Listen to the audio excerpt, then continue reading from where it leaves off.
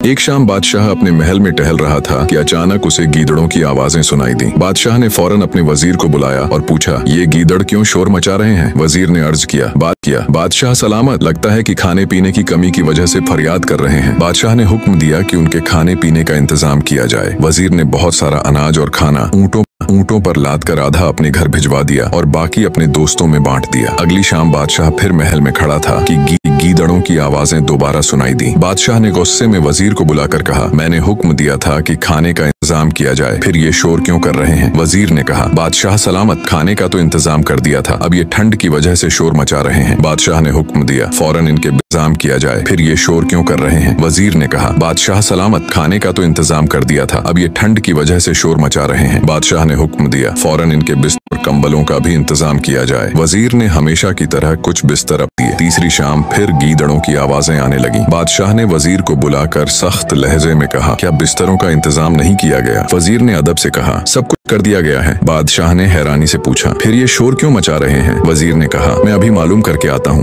वजीर ने कहा, मैं अभी मालूम करके आता हूँ। कुछ देर बाद वजीर मुस्कुराता हुआ वापस आया और अर्ज किया, बादशाह सलामत, ये वापस आया और अर्ज किया, बादशाह सलामत, ये शोर नहीं मचा रहे बल्कि आपका शुक्रिया अदा कर रहे हैं और हर रोज करते रहेंगे। ये सुनकर बादशाह खुश हुआ और वजीर को इनाम व इकराम से नवाज दिया। बादशाह खुश, वजीर भी खुश, लेकिन गीदड़ बेचारे बस आवाजें ही देते रह गए।